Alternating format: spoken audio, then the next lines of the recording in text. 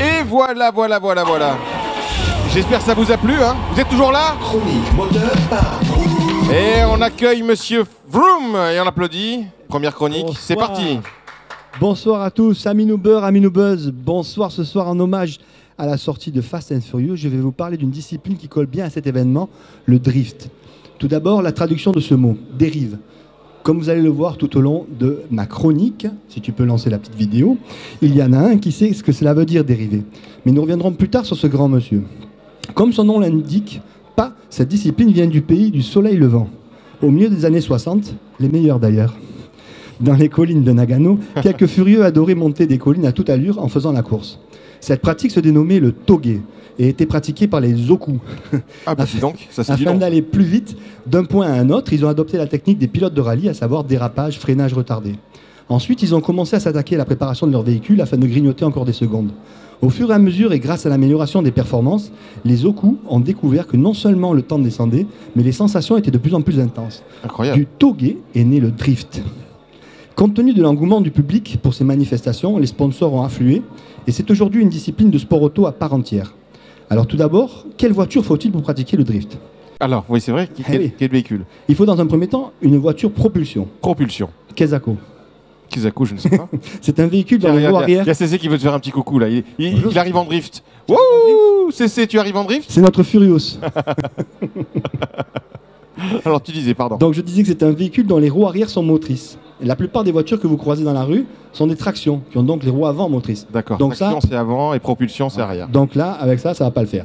Sauf en marche arrière. Voilà. Exactement. En général, les voitures propulsion sont sportives. BMW, Mercedes fabriquent des propulsions dans la grande majorité de leur production, mais aussi Porsche, Ferrari, Lamborghini.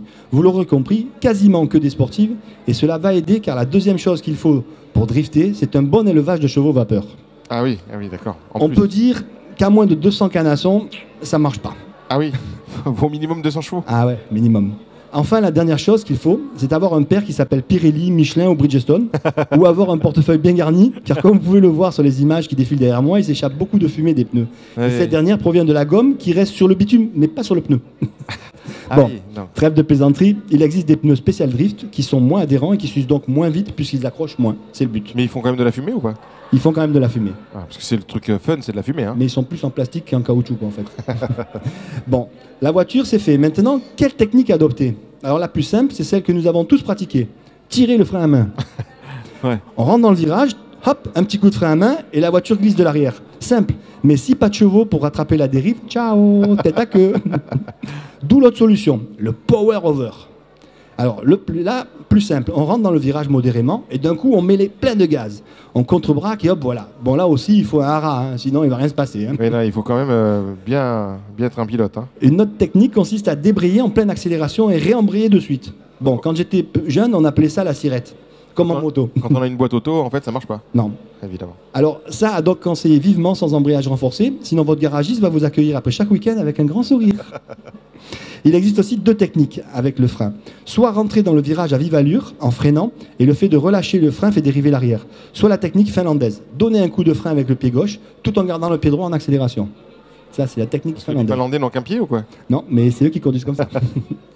Il y a encore d'autres techniques, mais je n'ai rien compris. Alors, on va s'arrêter là. Bon. Et on est d'accord que tu les as toutes testées? Alors, testez-moi tout ça déjà, et en sortant de l'hôpital, vous m'enverrez un message à Facebook pour me remercier. Bon, passons aux compétitions. Vu que vous connaissez toutes les techniques, maintenant, le drift, malgré son origine de recherche de performance, n'est pas une compète où le fait d'arriver le premier est le plus important. Non. Ah oui.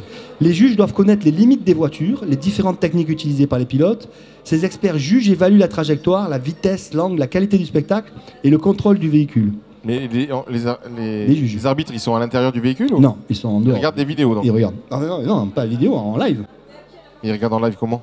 Sur des circuits, il y a des circuits de drift. Ah d'accord, donc c'est les circuits où tu peux regarder, tu vois l'intégralité du circuit. D'accord. Il existe des championnats nationaux, européens et mondiaux. Le dernier champion du monde est Cocorico français. Eh oui, il s'appelle Nicolas Delorme. Et il a vaincu sa couronne en octobre dernier au Brésil devant le gratin mondial au volant d'une vieille BMW âgée de plus de 20 ans. Comme quoi, c'est pas la meilleure des voitures, mais c'est le style. Là, tu parles pour toi en fait. Quelqu'un qui a plus de 20 ans. Toi aussi, tu as plus de 20 ans. Hein. Bon. Mais ça se voit pas. Et cette bagnole qui glisse depuis tout à l'heure dans mon dos là, hein, ouais. Quel rapport? Eh bien, ce monsieur, il s'appelle Ken Block. Il n'a jamais participé au championnat de drift, mais en revanche, il a pratiqué plusieurs sports extrêmes. Skateboard, motocross, snowboard et bien sûr pilote de rallye et de rallycross. Il représente pour moi l'incarnation de la glisse. Il s'est fait connaître dans le monde entier par ses vidéos de glisse dans des endroits inattendus. La dernière que vous voyez depuis le début de ma chronique est celle réalisée à Dubaï. Cet homme d'affaires, oui, parce qu'il a été président et cofondateur de DC Shoes, donc c'est plus un homme d'affaires qu'un pilote. Il réalise des vidéos méticuleusement orchestrées et filmées avec un sponsoring monstrueux. C'est le cas de le dire. Il a participé à plusieurs rallyes du championnat du monde et d'Amérique, mais n'a jamais rien remporté, mais toujours bien figuré. En tout cas, c'est impressionnant, hein, les images. Hein. Ouais, c'est impressionnant, quoi. Il frôle tout. Il frôle tout, au millimètre. Alors, je vous invite à googliser Ken Block et regarder toutes ces vidéos. C'est un régal de précision et les images au ralenti sont époustouflantes. Voilà, j'espère vous avoir donné envie d'aller glisser, mais pour le faire en toute sécurité, je vous recommande d'aller essayer sur des circuits pour votre sécurité et surtout pour celle des autres. Allez, vroom vroom vroom, à bientôt les On mecs. applaudit Vroom. Merci, merci. Bravo, bravo, bravo. Alors, il voulait venir en drift ce soir, hein, mais je croyais que c'était une sorte de jupe à la base, donc je lui ai dit non, non, non, viens en combi. Et comme vous pouvez voir, il n'est même pas venu en combi. Non, non. Alors, Fast and Furious, ce n'est pas qu'un film de voiture. Hein. Mais Si, ils ont si.